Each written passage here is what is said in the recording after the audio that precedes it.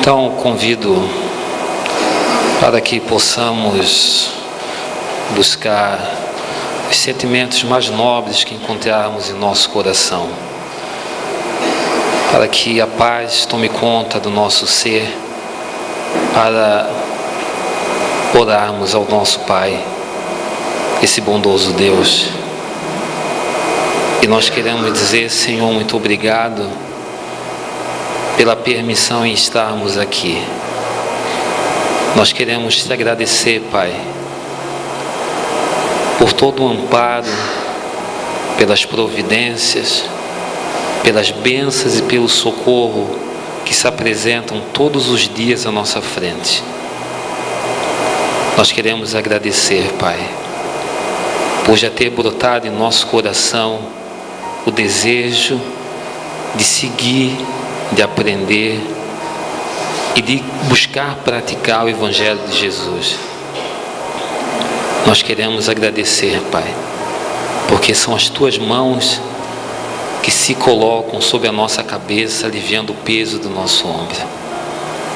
Por tudo isso,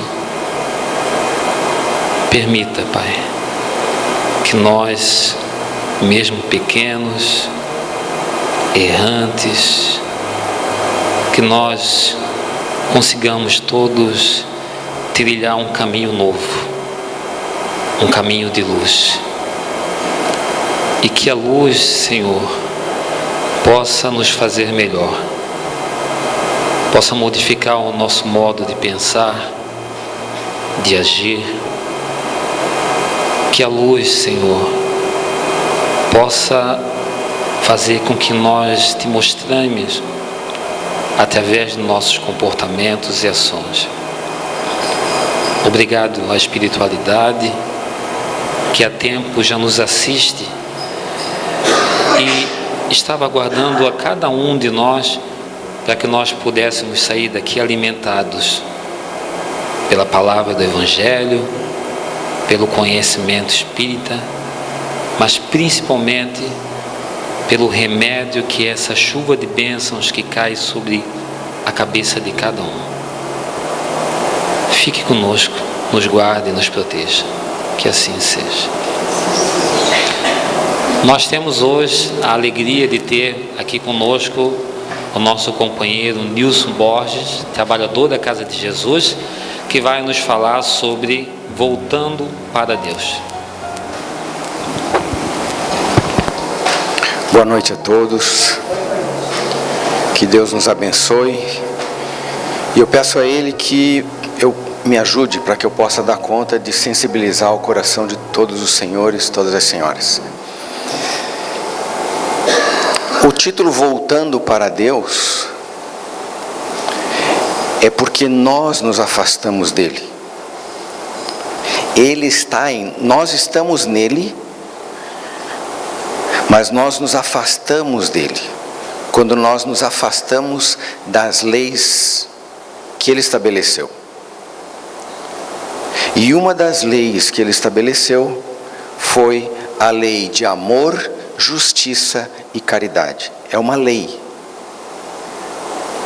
Como existe a lei de causa e efeito, existe a lei de amor, vírgula, justiça e caridade. Não é ou amor ou justiça, é amor, justiça e caridade. Então eu quero falar hoje com o coração para as pessoas que estão aqui dilaceradas por alguma dor, angustiadas em busca de respostas. Por isso eu peço a ajuda de Deus.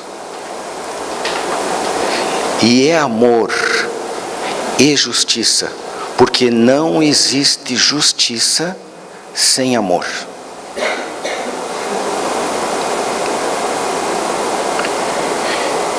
E nós nos afastamos de Deus quando ignoramos essa lei. Então, na medida que eu estiver falando, e nós vamos contar uma história, na medida que eu estiver falando, imaginem-se no dia a dia. E quando a gente começar a entrar na história, coloquem-se no lugar das pessoas envolvidas na história. E não só de uma personagem. Porque na mensagem que a Lúcia leu no começo, fortalezas, são nas tribulações da vida que nós vamos conseguir o nosso engrandecimento moral.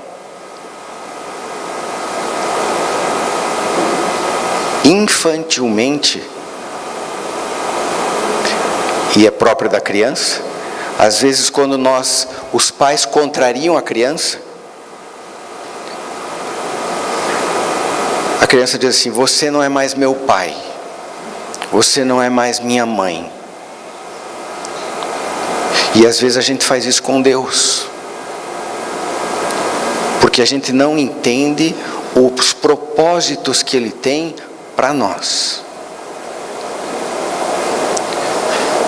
Mas você vai me fazer ir para a escola? Eu não gosto de estudar. Você precisa ir para a escola. E vai. Por amor, Deus nos encaminha à escola.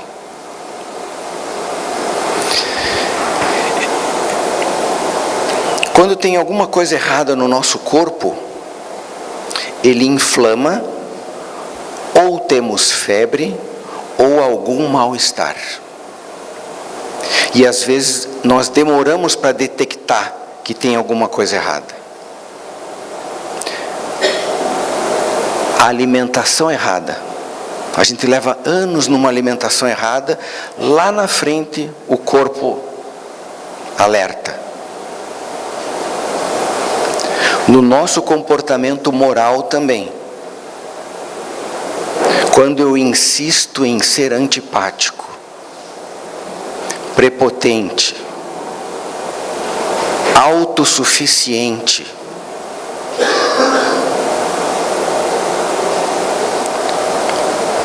lá na frente, porque Deus deixa, Deus vai deixando, e é como se Ele dissesse assim: é isso mesmo que você quer? São essas as escolhas que você quer fazer? Deus respeita as nossas escolhas.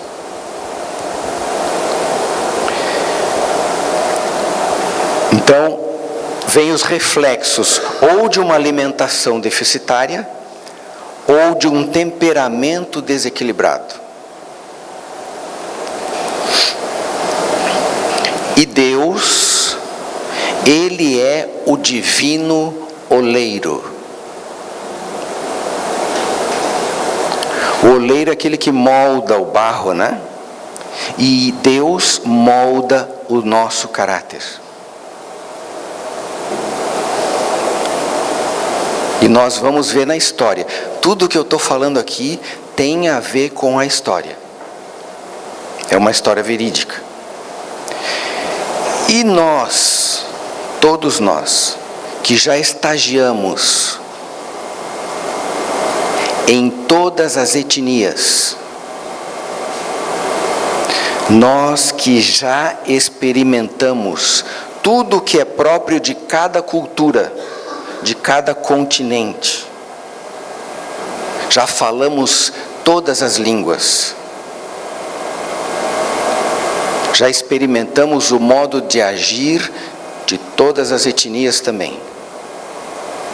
Então nós estagiamos, a vida é única, dividida em várias experiências reencarnatórias. Em cada experiência reencarnatória, uma personalidade. E cada personalidade vai sendo somada e vai formando o nosso caráter. O mau caráter ou o bom caráter. Mas nós temos inúmeras vezes repetido erros, derrapando nos mesmos equívocos. Sabem por quê? Porque às vezes a gente não se dá conta o que está doendo, A gente não percebe que o que está doendo é o meu orgulho.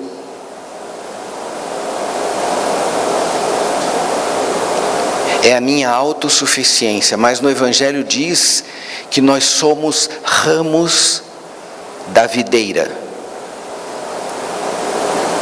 Se nós nos desligarmos da videira, nós viramos ramos secos.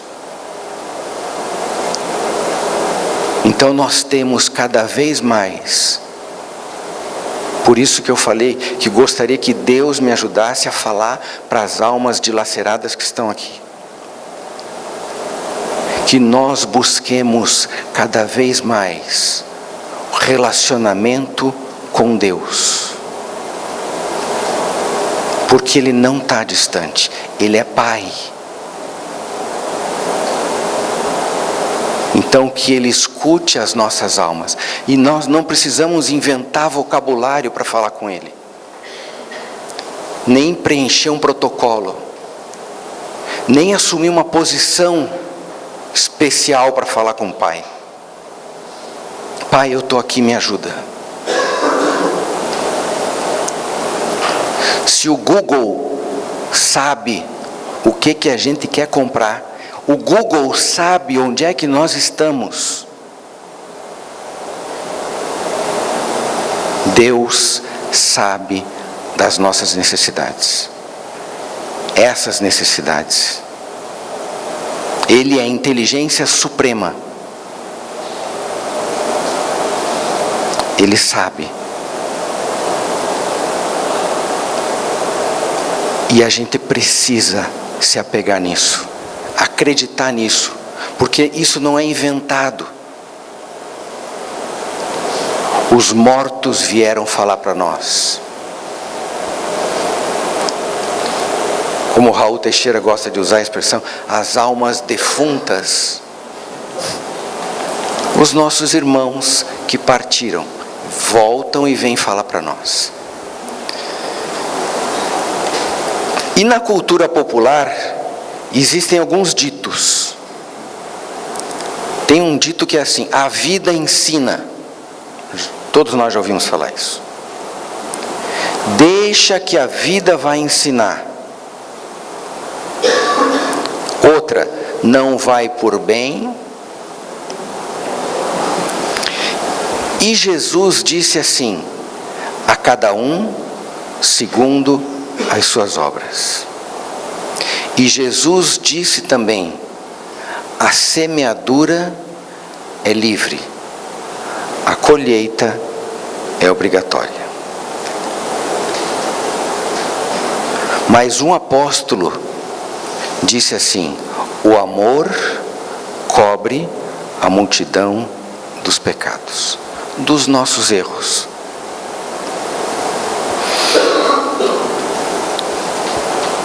E como é que Deus corrige um mau caráter?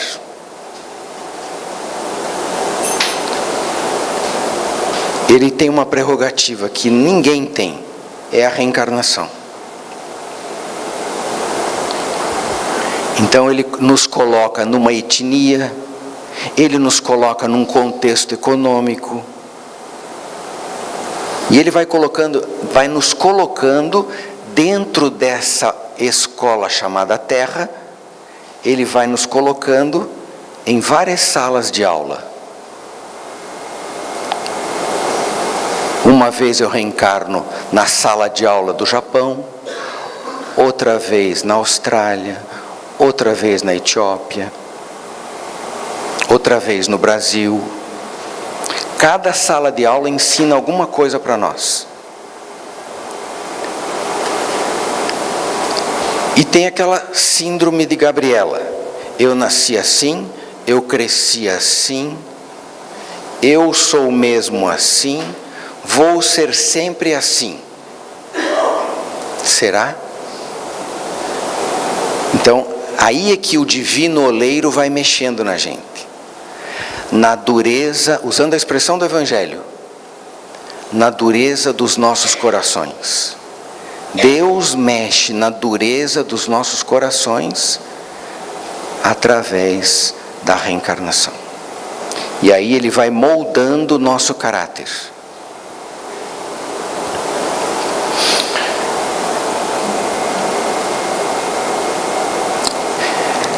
A lei de Deus que rege o universo, repetindo, é a lei de amor, justiça e caridade.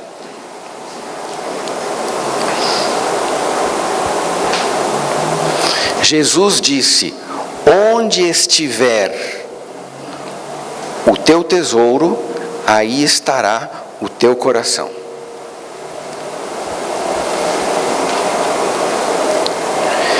E Allan Kardec, quando ele começou a entrevistar os mortos, as almas defuntas, ele perguntou para os professores: em uma nova existência, eu vou conservar traços do meu caráter da vida passada? Se eu era orgulhoso, eu reencarno agora em outro lugar, eu vou continuar sendo orgulhoso? É ele de volta. Olha, é muito parecido com o bisavô. Eu conservo os traços do caráter moral de outras vidas? E os espíritos respondem: isso pode acontecer, mas melhorando-se, ele muda. Pode também acontecer que em uma nova posição social também contribua para uma mudança.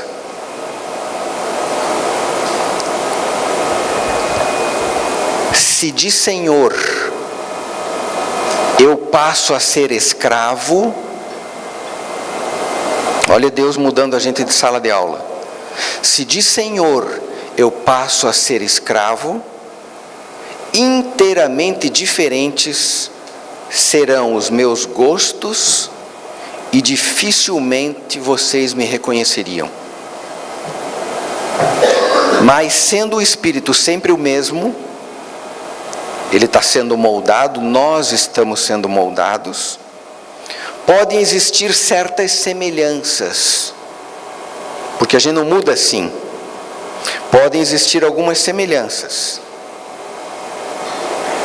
modificadas pelos hábitos da posição que eu ocupe. Me ajudem, vocês estão entendendo? Façam assim, eu faço assim. Está dando para entender?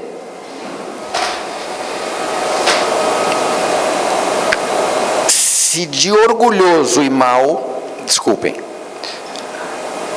ele vai mudando até que um aperfeiçoamento muito grande lhe haja mudado completamente. Olha Deus mudando o caráter. Olha Deus eliminando aquela síndrome de que eu sou assim, eu não tenho jeito, eu vou ser sempre assim.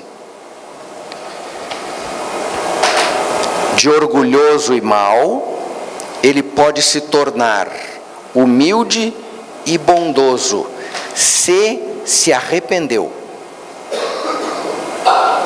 Por isso Jesus falou: arrependei-vos. E arrepender vem do grego converter, é você mudar de posição, mudar o sentido que você estava dando para a tua vida.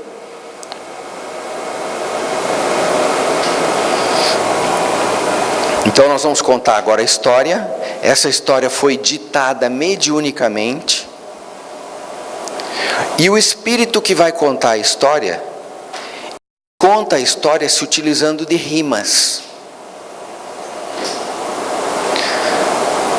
e usando o linguajar que ele usou naquela existência que ele vai contar a história. Então, para que eu não comprometa a essência do sentimento dele, eu vou manter o linguajar dele, tá bom?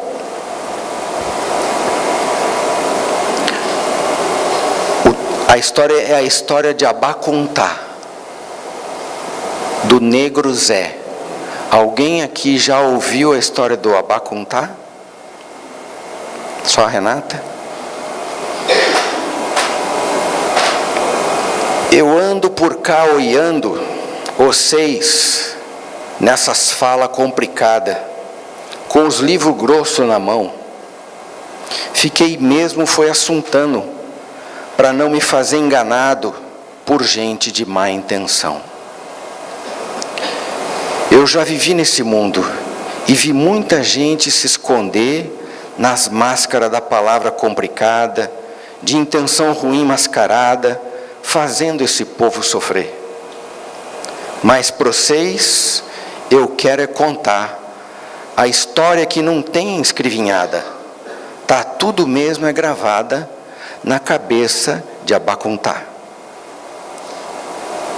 Eu era um menino matreiro, lá nas terras distantes do mar, na tribo dos Yorubá, tribo de homem guerreiro. Mas um dia eu conheci o medo. Numa manhãzinha logo cedo, saí para caçar para a família e acabei por querer ver o mar. Desviei do dever para nadar, como fazia todo dia. Perdido ali na distração, eu senti uma rede me prender. Comecei a gritar e a me debater, com meu coração na mão. Vi 2 homens com cara de mal, falando uma fala toda embolada, enquanto a rede era arrastada e eu preso nela como um animal. Lembrei dos avisos dos mais antigos de não caminhar sozinho nas trias, andar sempre com gente da família ou junto com muitos amigos. Abá, aquieta, por Olorum e Obalatá. Um dia minha mãe esbravejou. Quem caiu na rede dos brancos, Abá, nunca mais voltou. Tomado de apavoramento, continuei me debatendo, tentando me libertar. Gritei os nomes que eu a lembrava, para ver se alguém me escutava, e vinha para me ajudar. Mas só uma resposta Abá recebeu. Um dos homens me bateu, e eu não vi mais nada. Só acordei num lugar diferente, apinhadinho de gente, tudo ali aprisionada. Tinha gente de tribo rival, mas na força daquelas correntes, ali nós era tudo igual. Era animal, não era gente. E coisa engraçada que eu vou contar. Inimigo que dantes queria matar, ali se abraçava ao seu mal querer. A dor ajuntou os companheiros de sorte. Todo mundo ali temia a morte. Todo mundo ali queria viver. Nós fomos tudo amontoado, em um barco tudo apertado, para arrumar para o desconhecido. E ante a rudeza dos brancos, que tratava nós ao solavanco, nenhum gemido era ouvido. Pior que o chicote atrevido, era o peito oprimido, enquanto o barco movimentava. Gente que os brancos prendia, se na praia não morria, nunca mais voltava. Fiquei olhando a minha terra, a terra da minha ternura, que lá ia sumindo na longura e me fazendo pensar. Lá ficou a minha alegria, minha liberdade e minha família, que eu não soube escutar. Durante os primeiros dias, eu pensava em Iemanjá, esperava ela se levantar e acudir os fios maltratados, mas nós não fomos ajudados por nenhum Deus da nossa crença. Naquele barco maldito, era só morte e doença, ou era chicote marvado, que chispava nos lombos pelado, ou era fome que matava, ou os negros por si mesmo se jogava nos braços amigo do mar, buscando fim para aquele sofrer, achando que era melhor morrer que se deixar escravizar. A comida era pouca e medida, e só para quem não tivesse ferida, nem febre ou prostração. Esses era tudo acorrentado, e no mar era tudo jogado, sem qualquer compaixão. Nem sei quanto tempo isso levou, mas um dia o barco chegou onde tinha que chegar. E nós descemos tudo assustado, e fomos logo apreciados por quem queria comprar. Eu era só um menino, mas estava ali nas correntes, como se eu fosse um bicho, e vinham uns homens e me olhava, de vez em quando falava aquela língua embolada, e eu não entendia nada. Mas queria falar para eles também, que Abacuntá era a gente também. Aí o povo me agredia.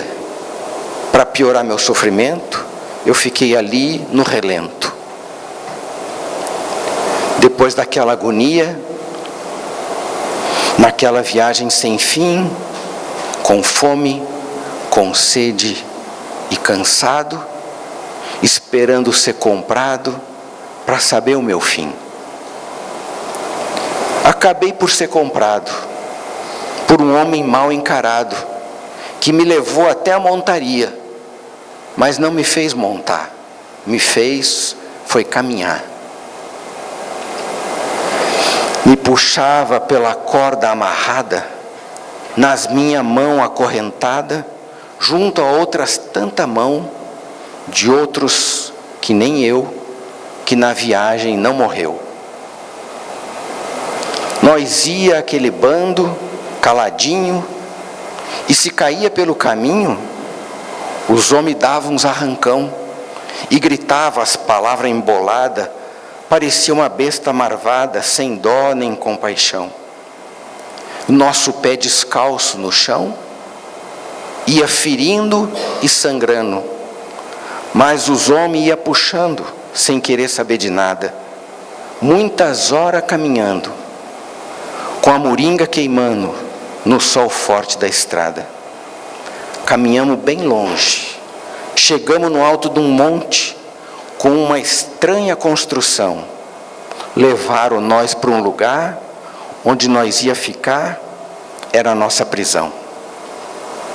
Tinha tanto nego lá dentro, que hoje eu penso admirado, com tanta abominação, que pensava esse povo branco para fazer tanta loucura, só por causa da pele escura? Nós não era seus irmãos? Durante muitos dias, eu só ficava calado. Estava muito acabrunhado, de saudade e de dor. Mas as negas veio aproximando, aos poucos fui acostumando com aquela vida de horror. Nem sempre nós compreendíamos o que os outros negros diziam, porque muitos que ali chegou, vieram de lugar diferente, outra tribo, outra gente. Mas aos poucos nós aprendia a língua embolada dos brancos, e a língua uns do outro também, para entender as ordens dadas, e não tomar umas lambadas do chicote do feitor, no seu constante estala, estala. Nós trabalhava de dia, e de noite se recolhia num lugar chamado senzala, onde dormia no chão, tudo amontoado. Mas tinha também os coitados, que por castigo ou ruindade, ficava preso pelas extremidades, até a luz do dia voltar. Me chamaram José, eu não era mais Abá. Eu via o tempo passar, eu já não era mais um menino, agora eu já era um homem forte, mas de jeito fraco, amuado, não queria ser maltratado, tinha medo da morte.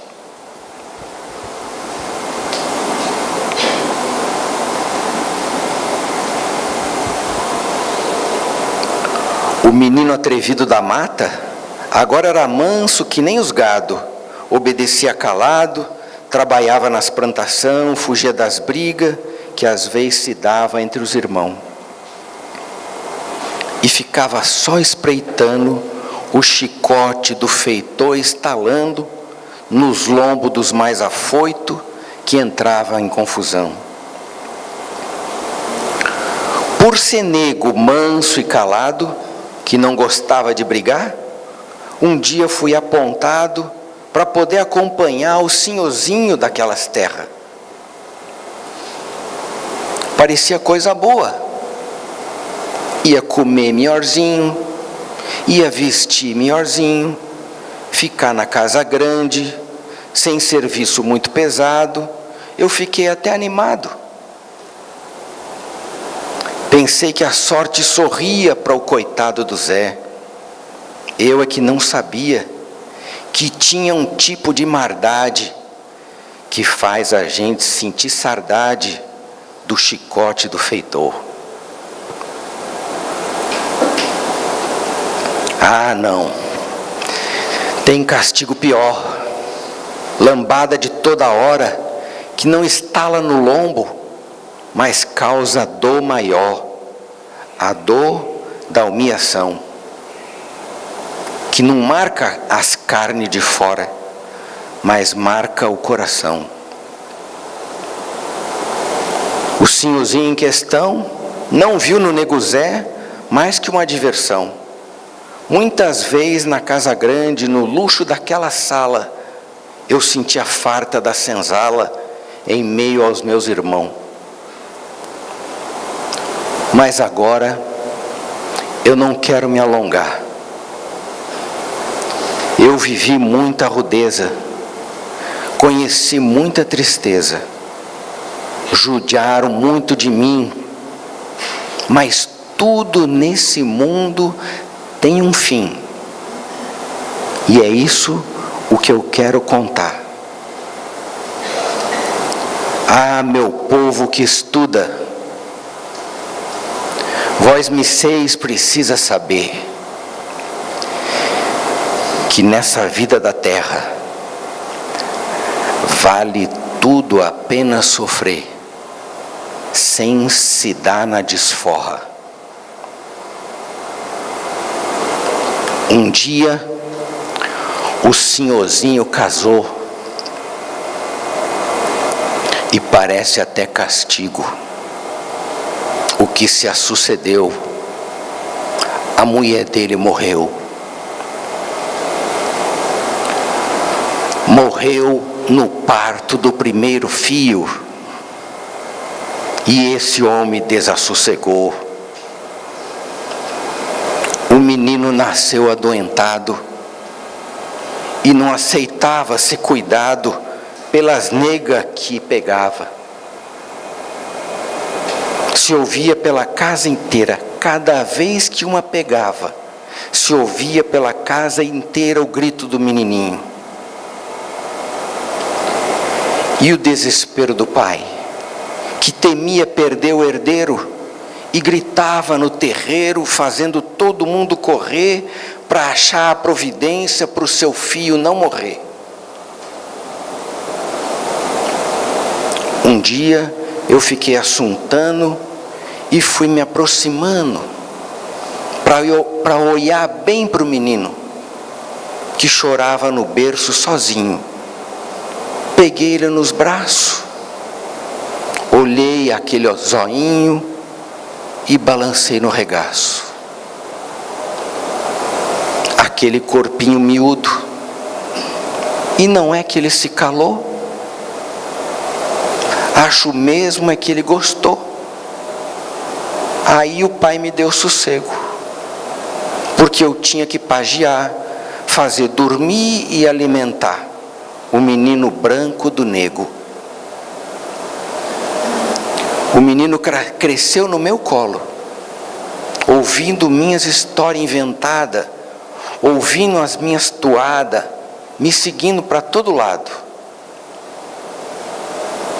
Em nada parecia com o pai, nas durezas e nas maldades, Meu menino tinha bondade naquele zóio de mar, mas tinha muita fraqueza. Por mais que o nego cuidava, por mais que ele alimentava, parecia definhar.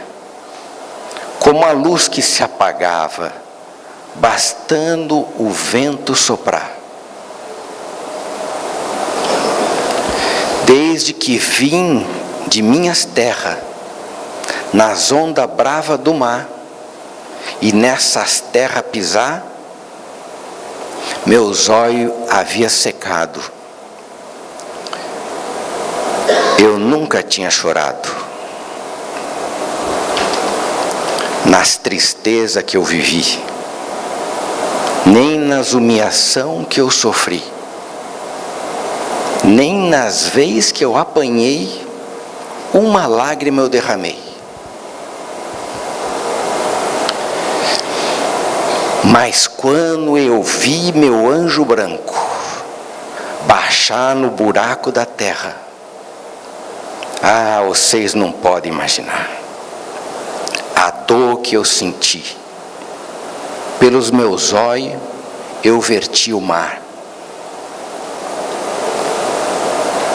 Vou ser muito verdadeiro. Tive pena, muita pena do pai do meu menininho. Nunca vi tanto desalinho. Não era gente, era o diabo. Parecia enfeitiçado, de zóio esbugalhado, perdido, sem razão. Não aguentava o sofrimento de ver seu único rebento enterrado naquele chão. Ele que fez tantas mães chorar, separando dos fios que os outros brancos vinham comprar, nunca teve compaixão daquelas mães desesperadas que nos seus pés se arrastava na suprema humilhação. Eita noite sombria que eu nunca mais vou esquecer. Depois do enterro do menino, a senzala toda sofreu, porque o chicote lambeu as costas de todo nego, inclusive eu. E bateu com tanta agressão, que naquela noite de tristeza, o chicote na sua rudeza, libertou do sofrimento um ou outro irmão. A mim, ele feriu o braço. Acho que a carne se ofendeu. Com os dias sem me orar, acharam por bem cortar. E esse nego sobreviveu. Não sei se foi de pesar pelo exagero que fez, mas o senhorzinho nunca mais bateu em nós outra vez. Passaram os dias e os anos daqueles acontecidos. O senhorzinho envelhecido, já sem poder andar, não tinha ninguém para cuidar, sozinho no mundo e meio endoidecido. A riqueza acabou, os escravos fugiu, eu também quis fugir.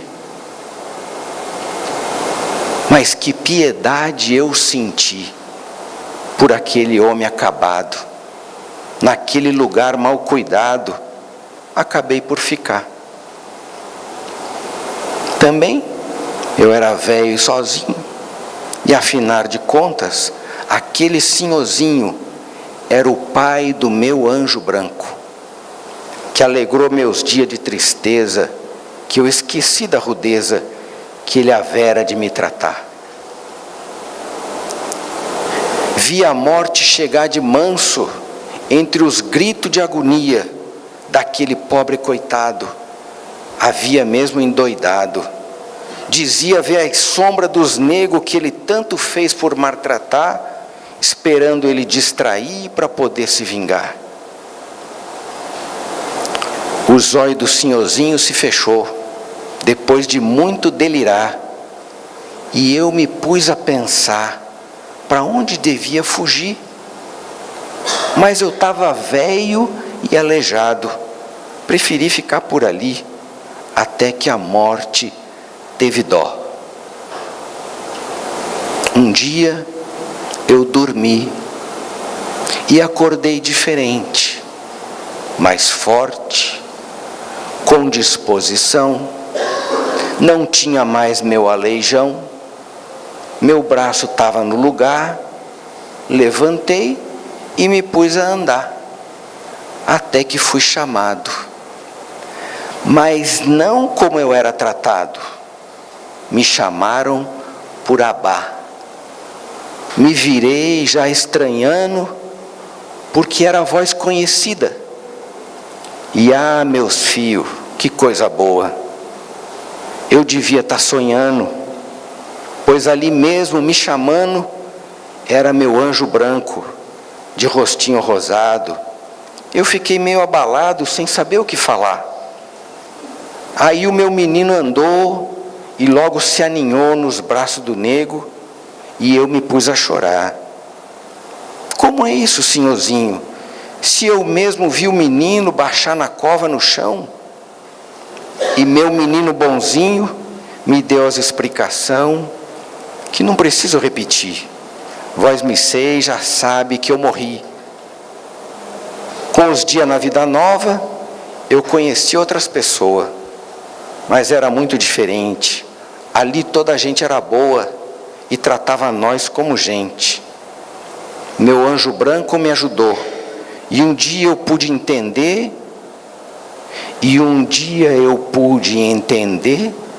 o porquê do sofrer da minha vida que tinha acabado. Não me cabe aqui dizer, mas também eu já fui marvado e fiz muito sofrimento em volta dos meus pés. Mas a divina piedade me deixou pelejar para poder me libertar da minha própria maldade. E para findar esses versos, eu quero dizer para vocês: depois que eu conheci Jesus e soube tudo que ele passou, só para poder libertar os seus irmãos pecadores, eu agora sou escravo por vontade desse meu novo Senhor. E ele tem me ensinado que a força maior desse mundo é maior que as correntes de aço que um dia prendeu o nosso braço lá na escravidão. E que se nós aprender a amar, nós vamos nos libertar de corrente muito pior que as correntes de ferro. Nós vamos estar libertos das correntes da ilusão. E quem se libertar dessas amarras, já sente vontade de voltar, de modo a poder salvar aquele nossos irmão preso nesse tormento, acorrentado ao sofrimento, nas terras do coração. Desde o dia que eu entendi,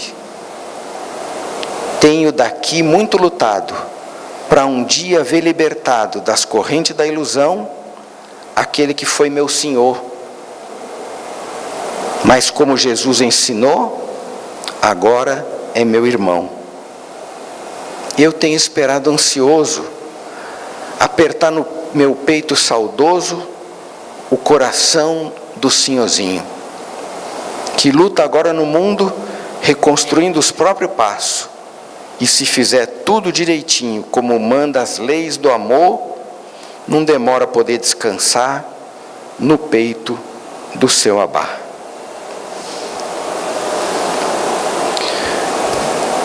Então, como eu falei no começo, eu sugeri que vocês pensassem na vida de cada um de vocês, nos sofrimentos que nos chegam, porque um dia, um médico homeopata, Dr. Ricardo Vardil, ele estava no quarto de um hospital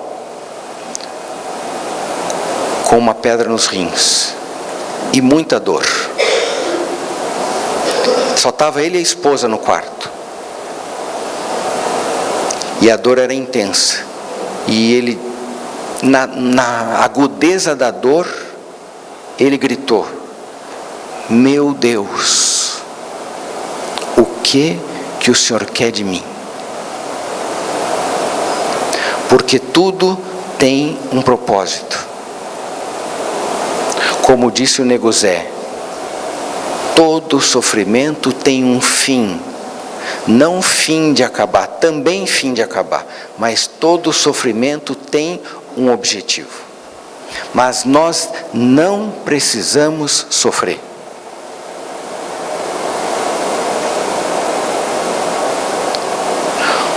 O sofrimento vem como recurso pedagógico para aqueles mais teimosos. Quando nós somos muito teimosos, quando o nosso coração é muito duro, o divino oleiro vem e molda o nosso caráter. Que Jesus abençoe todos vocês. Obrigado pela paciência, pela simpatia quando balançaram a cabeça, né? Muito obrigado, que Deus nos abençoe. Obrigado ao Nilson. Uma boa história para começarmos uma semana, uma boa semana.